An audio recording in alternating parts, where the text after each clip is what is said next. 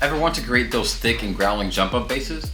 Well, my name is Yatuza with DNB Academy, and in today's video I'm going to be showing you exactly how to make these basses from scratch. So without further ado, let's get into the program. Alright, so before we get started, let me go ahead and show you what the track sounds like.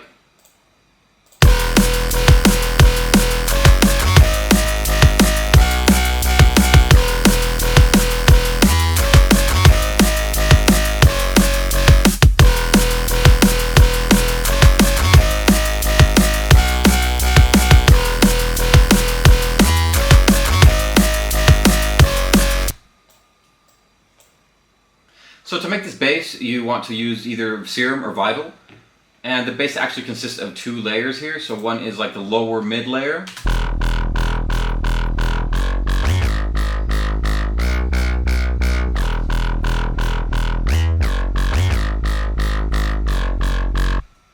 And the other one is the mid-high.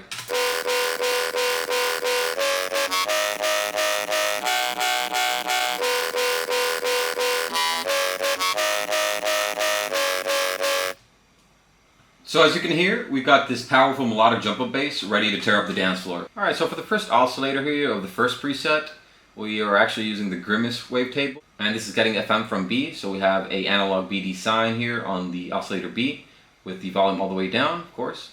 And we have LFO2 that is being mapped to the wavetable position, the volume of oscillator A and B, and the sub-oscillator level along with the filter cutoff. So this is where most of the movement is coming from. And let's go into the effects, and we'll see that we have a little bit of hyperdimension here, some distortion with the sine shaper setting, and with a little bit of compression just to give it some gain. And the dry wet mix is at 89, just to give it some gain. And then we have some reverb at the end here. Alright, so the first thing that you want to do when you have the blank Serum is go on to the wavetables, go down to Spectral, and choose the Grimace one. And we'll turn the volume of this one all the way down. Then we're going to add 2 octaves. And increase the semitones all the way up to 12. You then want to set the wavetable position to around 205, and we'll set LFO2 to the level, the filter cutoff, and the level of oscillator B as well. And remember, for oscillator B, we're just going to be using analog BD sine.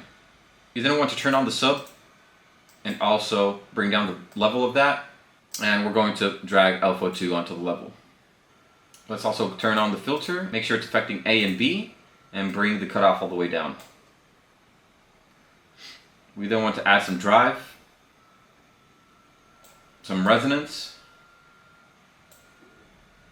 and we'll go ahead and make this ramp shape here so that it resembles the original patch. Make sure to put it in envelope mode, and we'll put it on half a bar. So let's also turn on the FM from B here, and you can drag the warp to around 60%.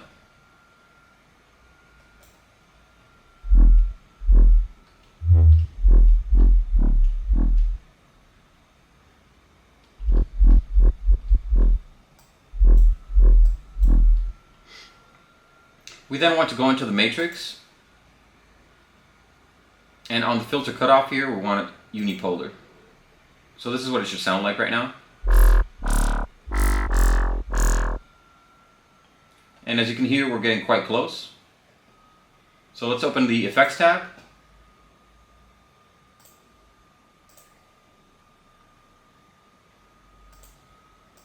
And on the Effects tab, we're going to want some hyperdimension, some distortion, some compression, and some reverb.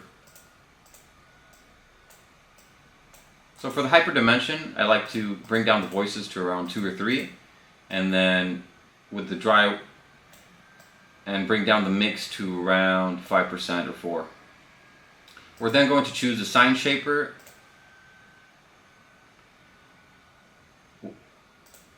We're then going to choose the sine shaper option from this list. And we're going to increase the gain on the compressor and bring down the mix to around 86.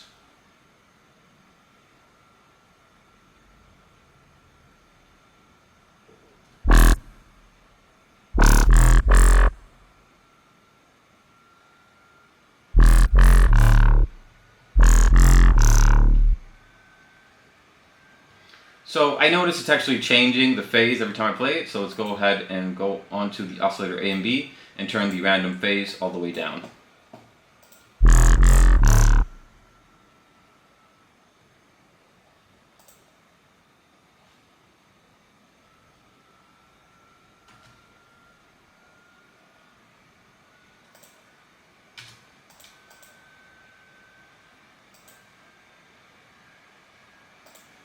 And the notes I'm playing here,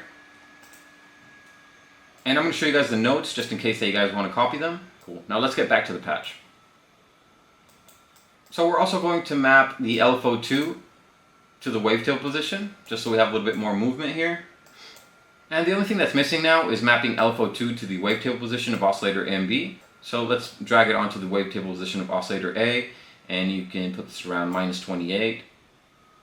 And it doesn't have to be exact, these are just the parameters so that you can have like somewhere to start from and then experiment to make your own kind of basses in this style. So let's go ahead and drag LFO2 to the wavetail position of oscillator B now.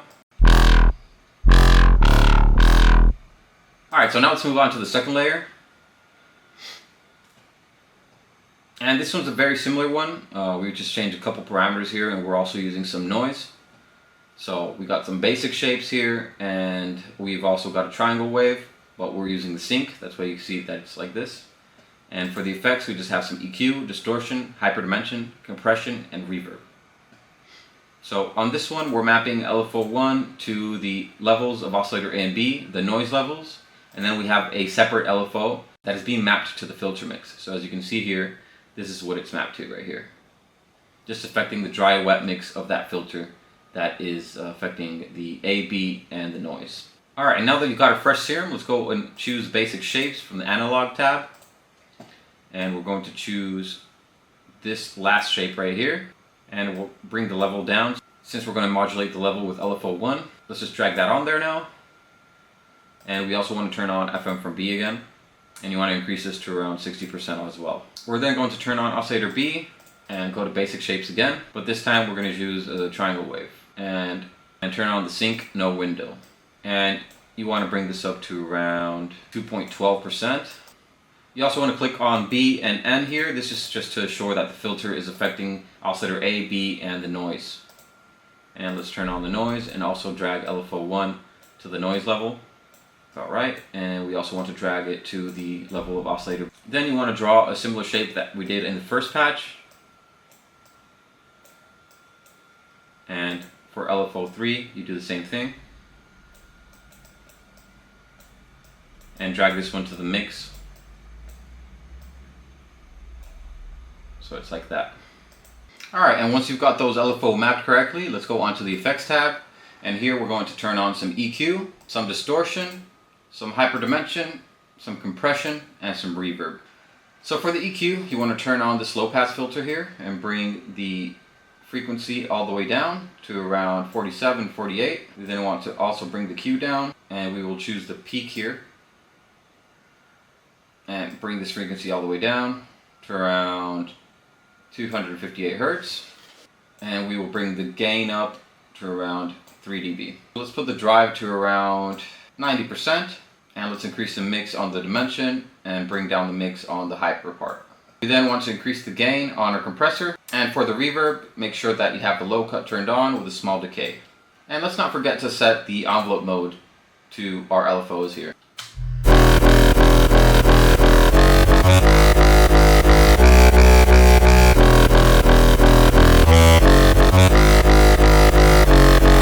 So I hope that you've enjoyed this tutorial and are able to apply these techniques in your own sounds. So apart from that, my name is Yutuza with DNB Academy, and if you're interested in diving deeper into sound design, then I definitely recommend for you to check out our mentorships at DNBAcademy.net.